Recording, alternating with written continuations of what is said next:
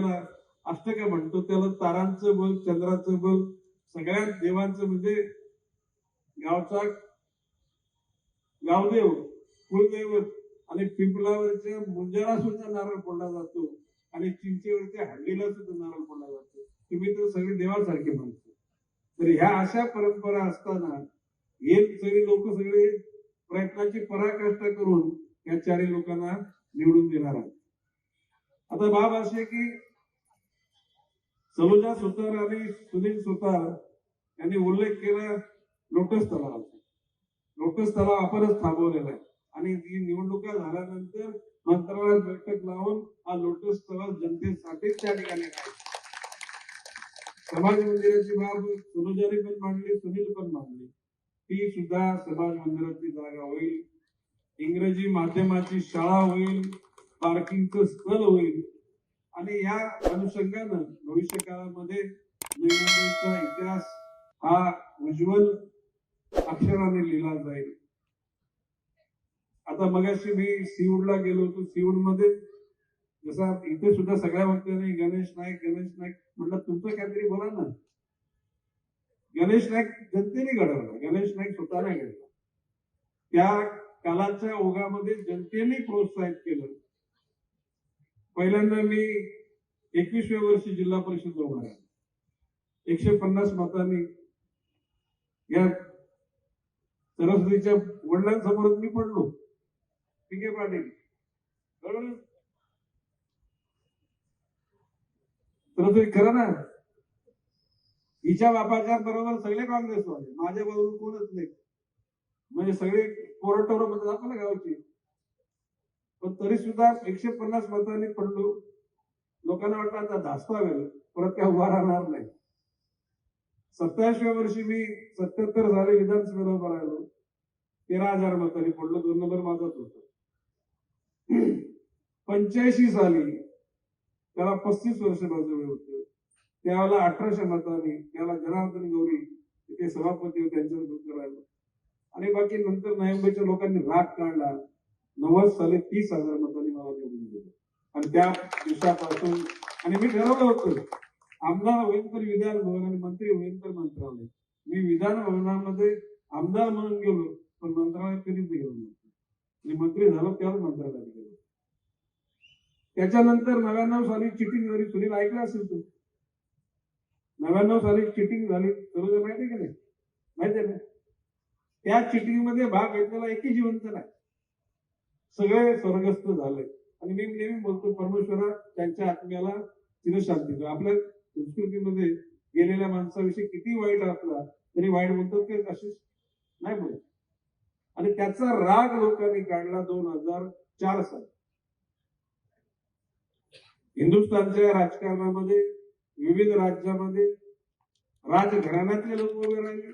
मुद्दाम assembly election Maharashtra प्रत्येक वर्षाचा तुम्ही आढावा घेताना 2004 बटन दाबा, तुम्हाला लक्षात येईल की गणेश नाईकला 3,24,000 मतं पडली. हिंदुस्थानच्या कुठल्याही राजघराण्यातल्या राजाला पण नाही मिळालं, संस्थानिकाला नाही मिळालं. हे प्रेम गणेश नाईकवर लोकांचं, ताकद माझी नाही. की नवी जनतेने त्याला बेलापूर मतदारसंघ दिवाल्यापासून तर तिकडे उत्तर डोंगरीपर्यंत होता. 2004 साली म्हणजे 99ला आम्ही शिवसेना सोडली. 2000ला महापालिका शरदचंद्र पवार साहेबांच्या राष्ट्रवादीची आली. 2005ला आली. 2010ला आली ना. पहिला महापौर संजू नाईक तर शेवटचा महापौर जयवंत सुतार. लोकांनी किती प्रेम करावं. अमर्याद हिंदुस्थान. तुम्हाला परत इलेक्शन साईडवर पाठवून कॉर्पोरेशन.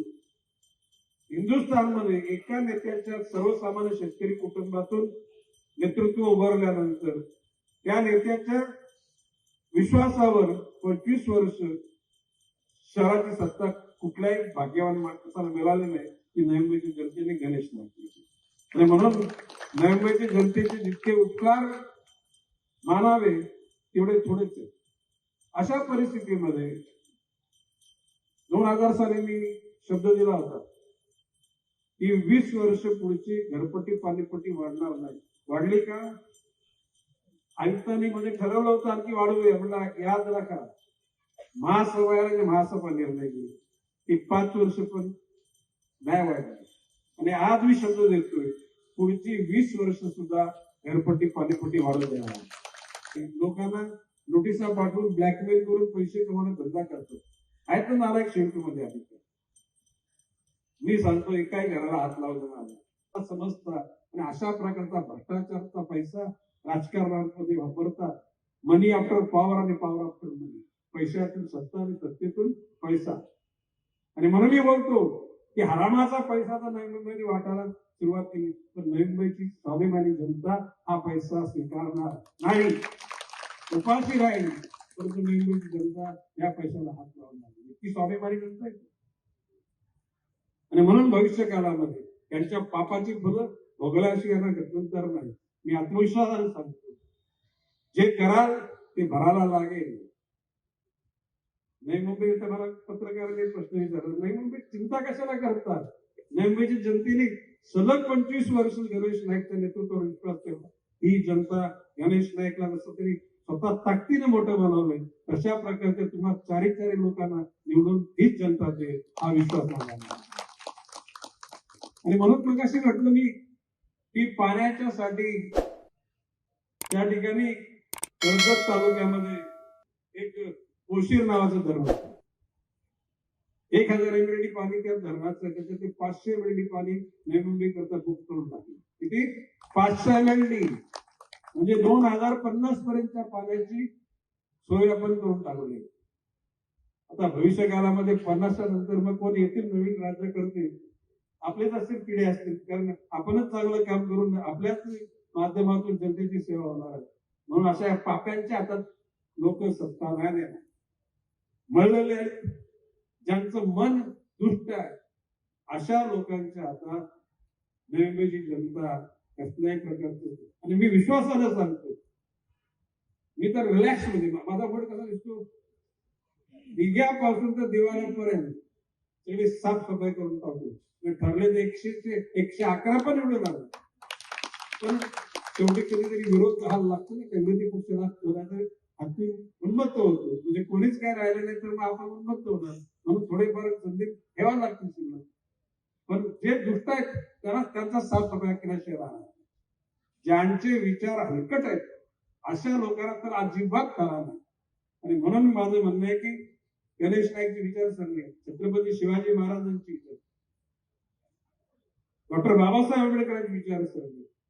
छत्रपती शिवाजी महाराजांनी धर्म जात पंथ वर्ण वर्ग नाही मानले. डॉक्टर बाबासाहेब आंबेडकरांनी धर्म जात वर्ण वर्ग नाही मानले. आणि त्या अनुषंगाने आपल्याला काम करायचे. लोक म्हणतात की घ्या नवी मुंबईतले बौद्ध लोक तुमच्या बाजूला. बौद्ध आता आमचा विशाल डोल असतो जनरल वॉर्ड आहे, पण त्याला आम्ही कार्यकर्ता म्हणून त्या ठिकाणी त्याला तिकीट दिलेलं, तो बौद्ध म्हणून दिलेला नाही. या ठिकाणी शिवसेनेत असताना मी मुसलमानाच्या बाजूने राहिलो. 70च्या दंगलीच्या वेळेला गणेश नाईक त्याला ताकदीने उभा राहिला. आपले सुनाय का नाही कधी? इंदिरा गांधीच्या हत्येच्या वेळेला शीख लोकांवर त्याला आम्ही शिकायला पाठिंबा. तो एक नालायक असेल म्हणून सगळे थोडेच नालायक आहे. अफजल खान हलकट होता.